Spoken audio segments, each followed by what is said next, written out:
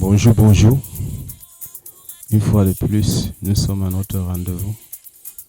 Désolé pour les retards, mais nous faisons du mieux que nous pouvons pour que la gloire de Dieu soit répandue, pour que sa parole atteigne les limites, toutes les limites de la terre, parce que Dieu est fidèle, parce que Dieu est éternel, parce que Dieu est grand.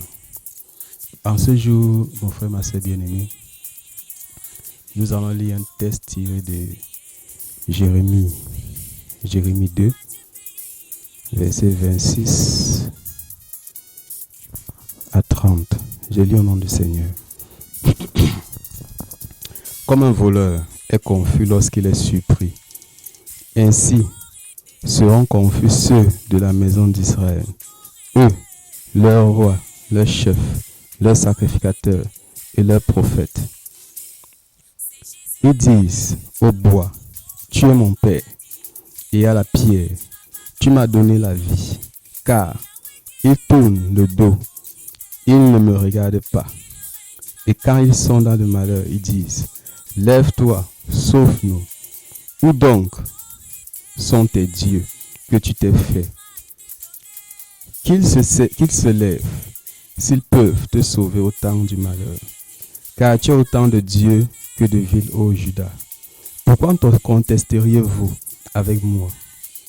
Vous m'avez tous été infidèles, dit l'Éternel. En vain ai-je frappé vos enfants. Ils n'ont point eu égard à la correction.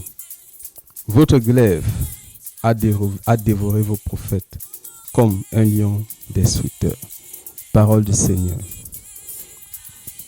Bien-aimés, ce texte est très parlant. Nous vivons en ces temps-ci dans l'Église des phénomènes assez étranges où le fondement de Jésus-Christ n'est plus dans l'Église.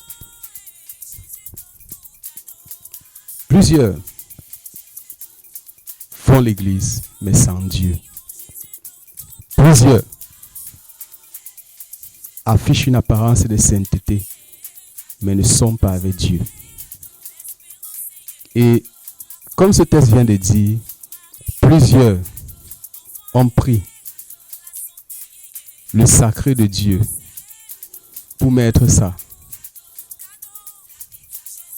dans des idoles, dans des talismans, dans des esprits. Et Dieu dit ici dans sa parole, le temps est venu où lorsque ceux-ci, quand ils seront dans le malheur, quand il dit dans sa parole, où donc sont tes dieux que tu t'es fait? Qu'ils se lèvent, s'ils peuvent te sauver au temps du malheur, car tu as autant de dieux que de villes, ô Juda. Et Juda, c'est ce qui appartient à Dieu. Donc Dieu sait que dans son Église, dans ses enfants, dans ce qu'il a préétabli, beaucoup ne le servent plus en esprit et en vérité. Donc mon frère, ma soeur, faisons très attention là-dehors. Marchons avec fidélité avec l'Éternel des armées, afin que sa voix qu'il a préétablie pour nous soit vérité dans nos vies. Que nous n'ayons aucune crainte devant les forces de l'ennemi pour nous détruire, mais marchons avec force, audace et puissance, car l'Éternel est notre pouvoir et notre défenseur. C'est lui qui établit toutes ces choses dans nos vies, afin que nous ayons toujours la force d'avancer dans la voie qu'il a prévue pour chacun de nous. Et comme nous faisons cela, nous sommes sûrs que Dieu qui est là-haut, qui est puissance et vie, agira toujours à notre faveur pour barrer, pour bloquer, pour anéantir tout ce que l'ennemi voudra faire dans nos vies qui ne regarde pas le plan de Dieu. Donc ma prière pour toi, bien-aimé, mon frère, ma soeur, c'est que tu sois toujours tourné et focalisé vers l'Éternel des armées. Parce que Dieu est vérité. Parce que Dieu est éternel. Nul n'est sans effet ce que l'ennemi projette de faire avec ces vidéos. Parce que Dieu est fidèle. Il sait que Dieu qui est vivant sera toujours là pour susciter ceux qui le servent en esprit et en vérité. Il le sait. Et il cherchera toujours à éteindre ce que Dieu veut faire monter pour sa gloire. Donc mon frère, ma soeur, toi qui es en chemin, toi qui es déjà établi, sois armé de courage et continue la voie, parce que l'Éternel qui est vrai et qui est puissant, il ne permettra jamais que tu puisses tomber, parce que c'est lui qui t'a suscité, c'est lui qui t'a appelé, et il agira toujours pour toi, afin que tu puisses accomplir le plan divin qu'il a prévu pour toi. Valable pour toi, mon frère, ma soeur, qui n'est pas dans le sacerdoce. Ce que Dieu a dit sur ta vie, c'est ce qui doit s'accomplir. Comme tu crois en lui, comme tu espères en lui. C'est ce qui doit s'accomplir. Comme tu crois en lui. Arme-toi d'espérance et de foi en l'Éternel. Quelles que soient les tribulations de ta vie, contre vents et marées, sache seulement que Dieu va accomplir sa parole dans ta vie.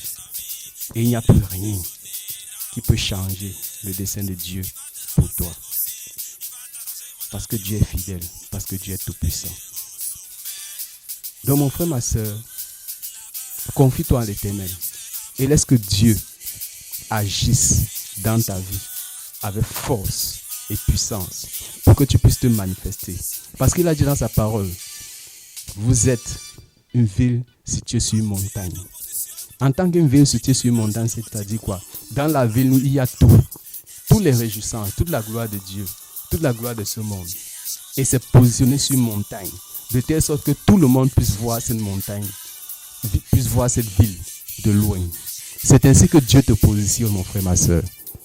Toi qui sais Dieu en vérité et en esprit, Dieu te positionne, il te donne ta ville. Et il te positionne, et tout le monde te verra. Parce que l'Éternel est souverain. Donc mon frère, ma soeur, laisse que Dieu te façonne. Laisse que Dieu fasse de toi le chef d'entreprise, la chef d'entreprise qu'il a prévu que tu deviennes. Laisse que Dieu te fasse devenir la commerçante, le commerçant international qu'il a prévu dans son plan parfait. Quel que soit ce que Dieu a prévu avec toi, laisse que Dieu agisse dans ta vie, afin que cela soit manifeste.